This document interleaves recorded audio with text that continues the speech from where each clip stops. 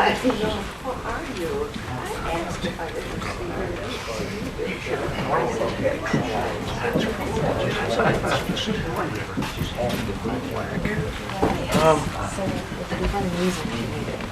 Okay, let's do that. That'd be great. in here? She's got the actual appointment of the Nuremberg. Kristen Stein's brought that.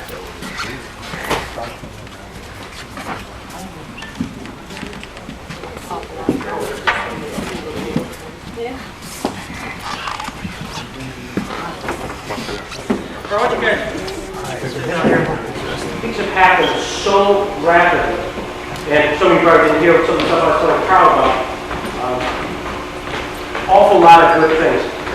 And Dan's visit down to Washington was a masterstroke. Not only did it set forth a whole lot of stuff regarding Justice O'Connor, his conversation with her, which led to a piece of a invitation to Chief Justice Rehnquist, but also led to a lot of things regarding the Library of Congress and our relationship, which has led to collaborations with the Fenn Historical Society, which is, I think they're going down.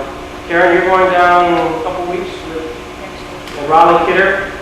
We're going down. Raleigh's down there frequently at Washington because of the War Memorial. I don't know if you know that he's on that committee. In addition, the Supreme Court Historical Society has offered its assistance, and it's come not only through Dan, but Dan, I may not even told you, but the letter from Rob Jones, who happened to be the interesting part is not only did Justice O'Connor open up the door to talk to the Supreme Court Historical Society, Dan and I have been invited down to talk to them to see how they can help us. But subsequently, we learned that the chairman of the board, I believe, E. Barrett Prettyman, was his confidential clerk. He's not the chair, correct? Pardon? He's not the chair, he's just a member of the board. I elevate everybody to a higher status than they really are. They like that. If they're vice president, they soon become president. If they're president, they soon become chair. But anyways, E. Barrett Prettyman was a confidential clerk. He's on the board of trustees of the Supreme Court Historical Society. And then wonder of wonders, one of the guys who happened to be in the audience while I was making the presentation to the Masons, a guy named Chuck Peterson, he writes a letter to his ex-nephew, I guess, I don't know how to describe it, but he's no longer really part of the family, a guy named Rob Jones, who writes back and says, gee, great project on the Masons, glad you're doing it. You need to know that I was a confidential clerk for Rehnquist, and also, by the way, as a practical matter, hey, Raleigh, why don't you have a seat up here? And oh, by the way, I'm also on the board of the Supreme Court Historical Society, and how can I help? Yesterday, just on a roll, I told you about John Q. Barrett. He's the law professor at St. John's University, and he wants to do whatever he can. He's a scholar of Jackson, and in fact, hopefully we'll be rolling out something really significant on Jackson in the not-too-distant future right here at the Center.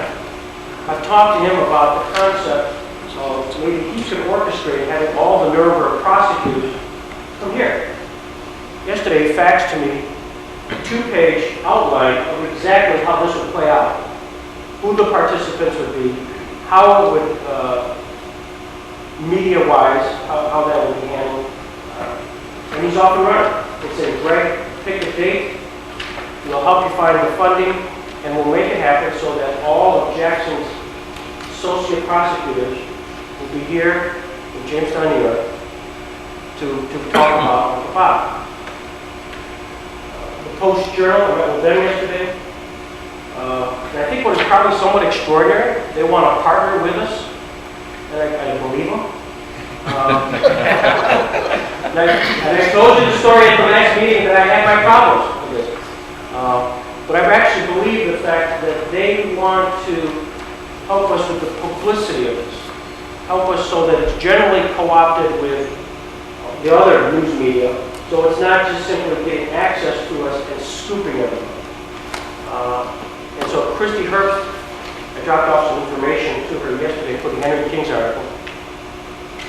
She read it last night, and you could almost sense the excitement in her voice, saying, Greg, this is bigger than big.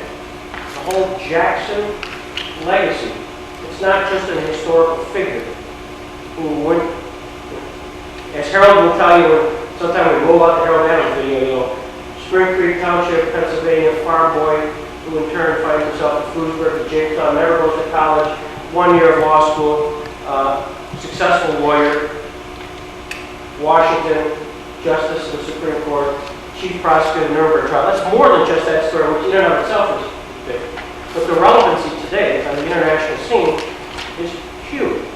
So what she got all pumped up today, left the voicemail, she wants to try to put out a pamphlet, a booklet, if you will, that would be available by May 1st, which would have not only the biographical stuff on Jackson, which Kristen, I'm sure will be a lot of that from you, but using Gerhardt's second book, which has quotations galore on what he's pronounced, kind of make that available quickly for as early as August, which should be terrific. The Jamestown Bar Association caught up in this fervor, and May 2nd, we'll have an open house here. May 1st will be an occasion by invitation, so we'll all be invited. Various members of the Bar Association will be invited. The media will be here. The event is going to have some welcoming remarks by me. Dan will be saying something as sort of the mission of where we're at. We're going to keep this short. Eugene Gerhardt, who is the biographer, 89 years old, out of Binghamton. He and his secretary are coming up here.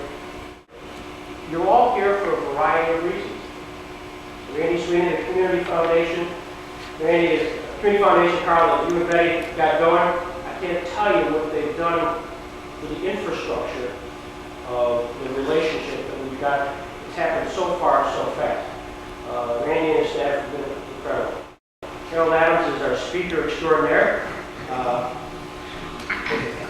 Harold, of course, is the nephew of Robert Jackson. Here's Paul Benson. Paul is from Mayville, and Paul's going to assist us in grant writing, and Paul's already going to dive into a big time with Dan.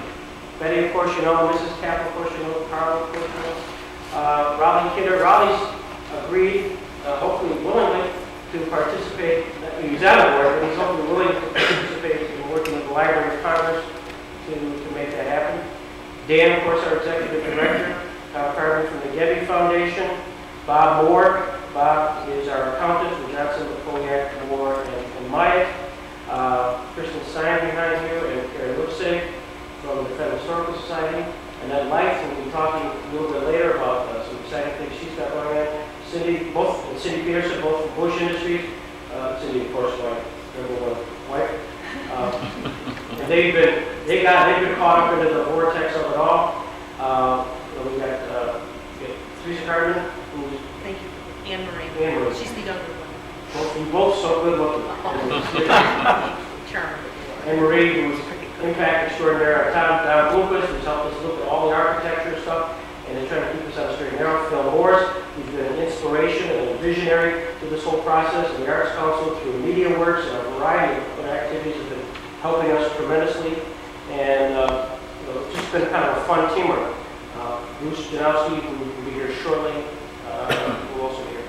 Let me show, I want to preview something which is kind of puts into perspective of what I'm going to show May 1st from a video perspective, maybe a little fun thing on Jackson.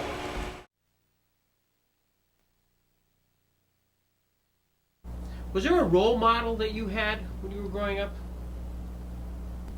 Jackson never got the recognition he should have from Jamestown area. Robert Jackson. Yes, Yeah. Robert Jackson. I really don't. I'm not an attorney or anything, but I do think he was one of our greatest living Jamestown, and I don't think he's got the recognition he should. My personal, because of his personal. He was a good advertisement for Jamestown.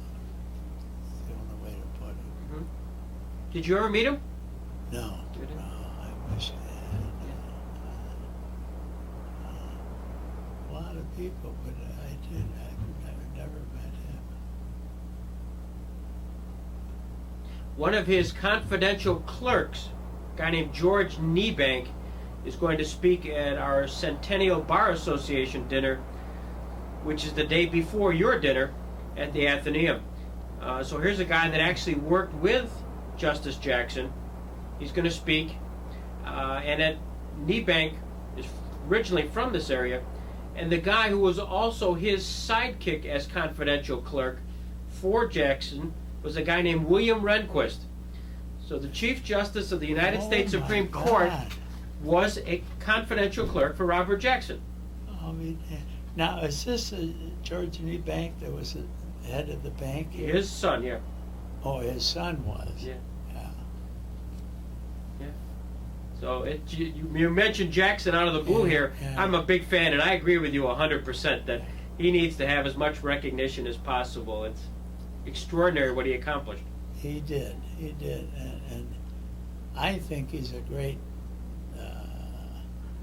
accomplishment for Jamestown, or somebody we should be really proud about. I really do.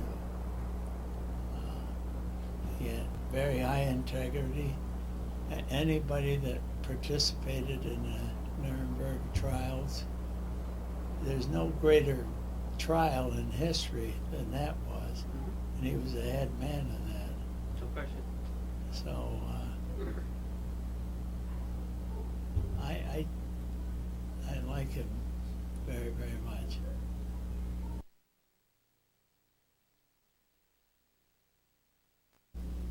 We should start working on something, a big project Mm-hmm. that will help the city. What a great idea. Great idea. Yeah, something like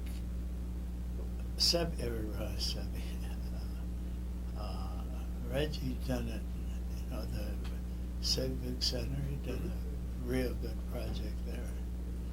Something in that order. Right. Doesn't have to be a theater or anything like that, but something that all the people can contribute. Well, when I say contributed, they'll enjoy it.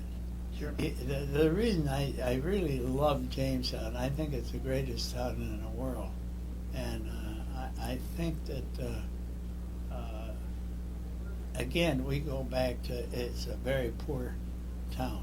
Mhm. We have to call a spade a spade. That's right. And anything we can do to upgrade our town, we should do. And let's face it, we've got a ways to go, but if you can believe the politicians, they're going to help us. Mhm. And they'll need a lot of outside help. Mm-hmm.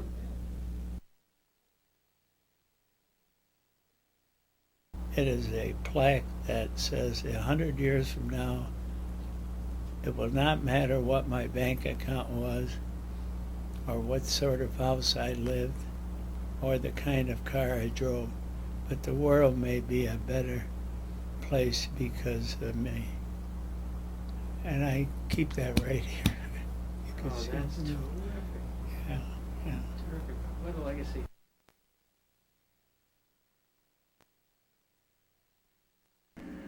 We should start working on something, a big project. You didn't realize it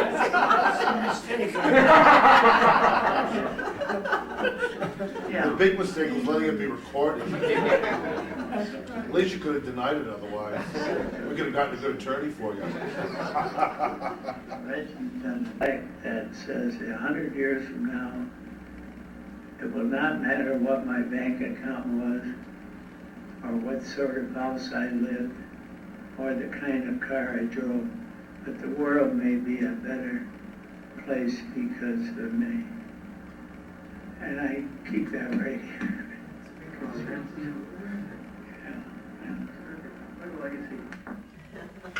That's enough of that.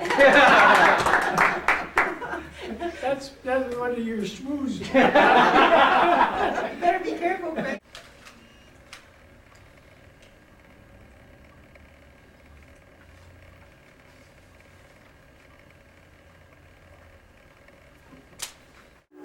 Carl, that's how we're going to end that night. And we're going to end that night by one final statement, which if you had not missed the March 2nd meeting, this probably would have never occurred. But because you did, we passed this resolution. The Board of Directors of the Robert H. Jackson Center unanimously passed the following resolution.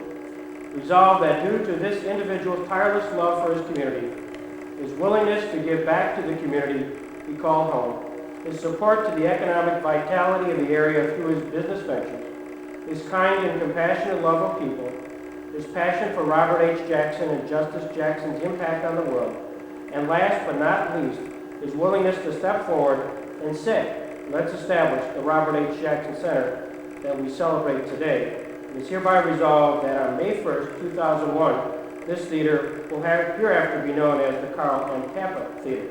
And that's how that'll play out. So, congratulations.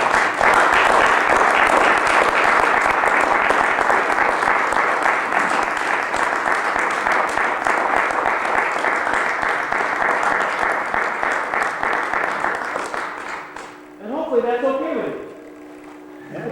That's funny.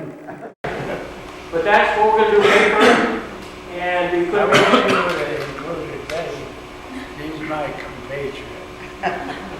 No, never mind, this is yours, Carl. and it's going to be an extremely wonderful evening. Thereafter, we're going to have a reception downstairs for all those in attendance, and we thought it would be helpful today for all of us. Annette Life has been working diligently. She's the creative director for Bush Industries and has been working with your sister, Jeanette, on some ideas for what the theater signage will look like and a variety of things related to it. So if we could, if this is the appropriate time, have Annette and Cindy talk a little bit about this. Given that this is a theater, I kind of had the idea that we should honor you in a way that takes a more theatrical effect, as opposed to just a brass plaque. Maybe we bring in things, type-fit fonts from the 40s, black and white photography, signatures, things that you see a lot in the movie industry, given that this will be a theater. I have two ideas here. And then the second thought was that you've worked with wood your whole life, your furniture company. And so I thought bringing wood into this plaque that's going to be outside and what will be above the door would be a nice honor to you.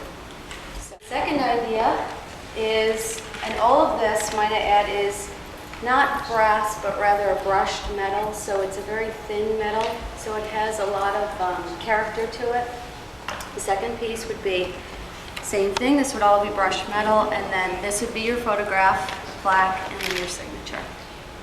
And it has a very theatrical feel to it with his signature. It's just been a great honor. Thank you. And then this would be the plaque above the door.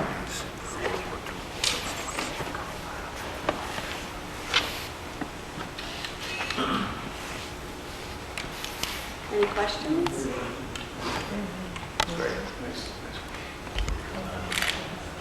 What my thought was, and I need to ask your opinion on this, is we have a couple photographs of you. And given the era that this was all spun around and the theater feel, I would love to do your photograph of an etching in black and white. I don't know how you feel about that, whether you'd rather have it in color, but I just think an etching, a black and white etching, would really capture the time and the... Yes. Okay. Thank you. It's the beauty of Carl Cappa. Decisions are made, and it happens now. Do you have a preference? Do you have a preference between the two that I've just shown you? The second one? This one here? Yeah. Yes. Okay. Wonderful. Then black and white photography. We've chosen a pose of him that we got from the Historical Society, and it would run the Robert H. Jackson Center for Justice. We have a color palette here, which is kind of in keeping with the time of the 40s. It was a very muted period. I've got some greens, browns, some mustard, and then a bit of burgundy colors. And we'd spread that throughout the banners. I want to capture the era and the feeling. So there'll be a lot of black and white. There'll be a lot of 40s feeling throughout the building. Okay, good. Thank you so much. Thank you.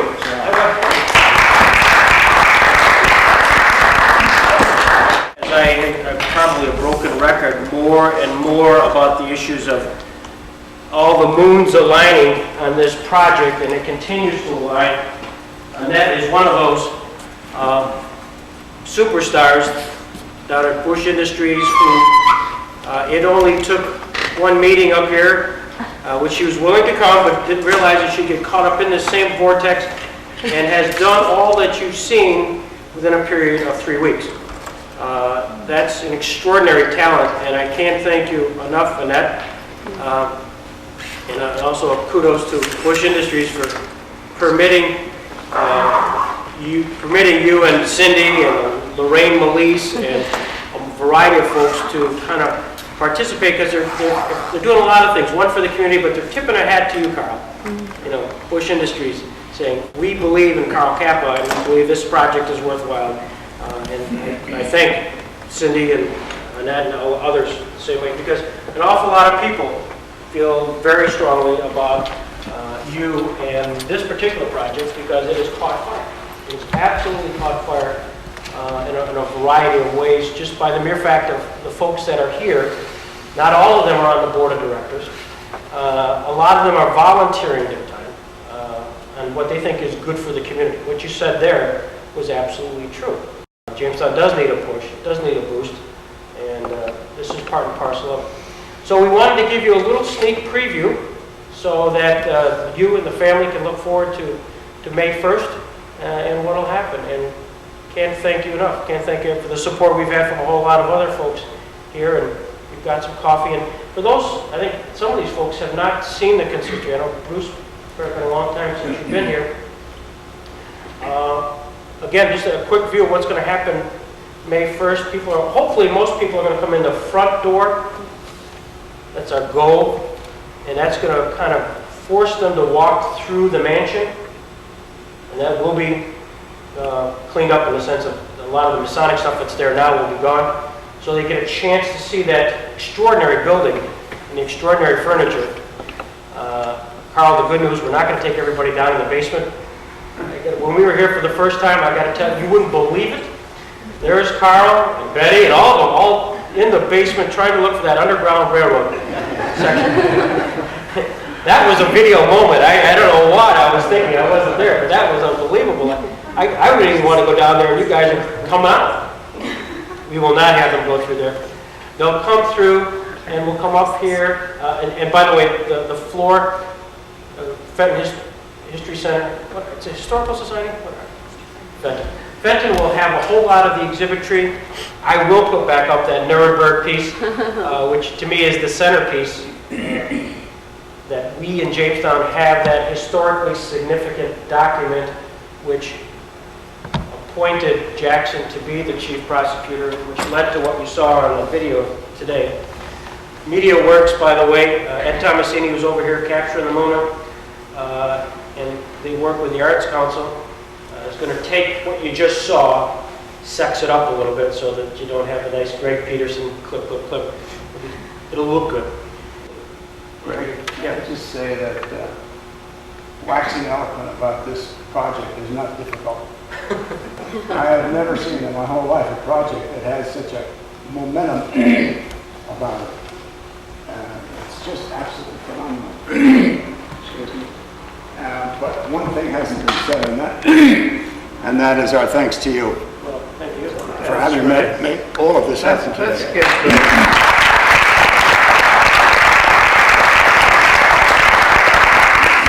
He's done a lot of work. Thank you, but it's easy because obviously everybody we've talked to along the way, I've yet to find a negative. And that's in a project which, I happen to believe it, but from the Masonic folks to you name it, from the seller who is treating this as an investment in their future. And in fact, it's bent over backwards to help us. And in fact, will probably, I'm glad nobody's here from the Masons, but the money we give to them will probably come back in the benefit of scholarships for students. The idea being that they're going to ask 8th graders throughout the Chautauqua, Cattaraugus County area to submit in writing something about Robert Jackson, life, his legacy, and that scholarship, there'll be a scholarship given, maybe $100, $200, but for 30 or so school districts, 8th grade. And so then what you're going to have is sort of this interesting body of literature which may be coming out from 8th graders. It'll force them to look up and learn about Robert Jackson. And the nice thing, at every assembly at the end of the year, hopefully somebody can go and give that $100 or $200 a word, which to an 8th grader is a lot of money. And it's going to make them feel really warm and fuzzy about it. So it's a win-win-win situation, and that was something that the Masons thought they wanted to do for this project.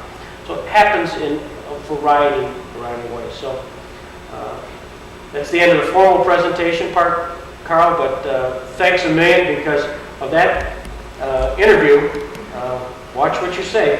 I found that out.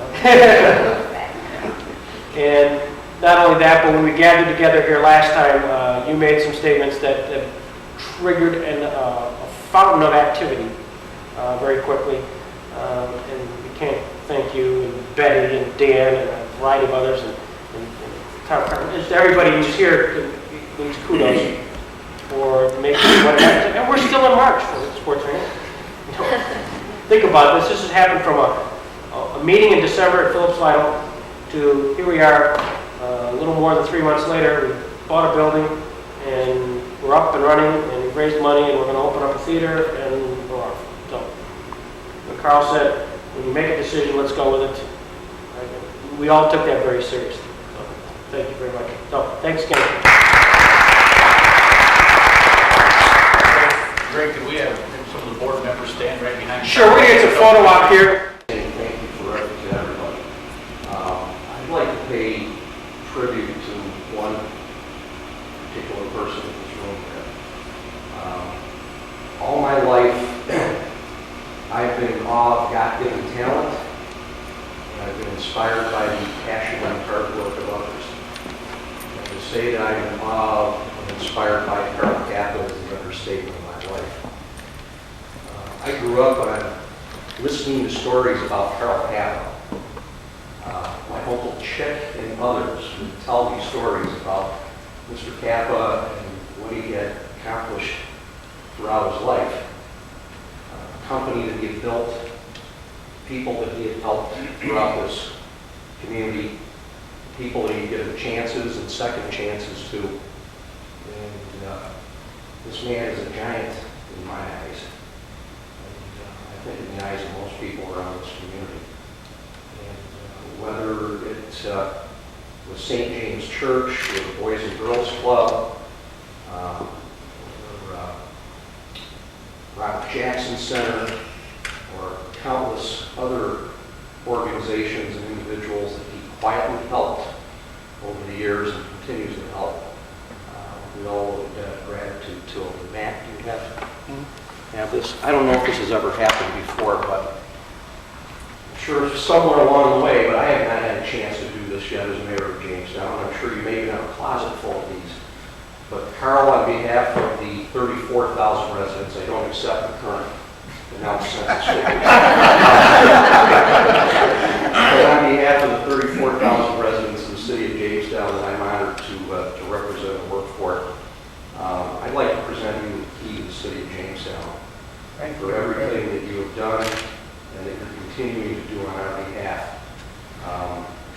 Symbolically, this key, good news is that it does not open up the coffers of the city's $1.5 million deficit treasury. You don't want it. Symbolically, what it's supposed to do is what you've been doing all your life, and that's been opening our hearts in this community through your example. And on behalf of all the residents, this is a small token of my appreciation for what you've done, who you are, and what you continue to do. I'd like to accept it.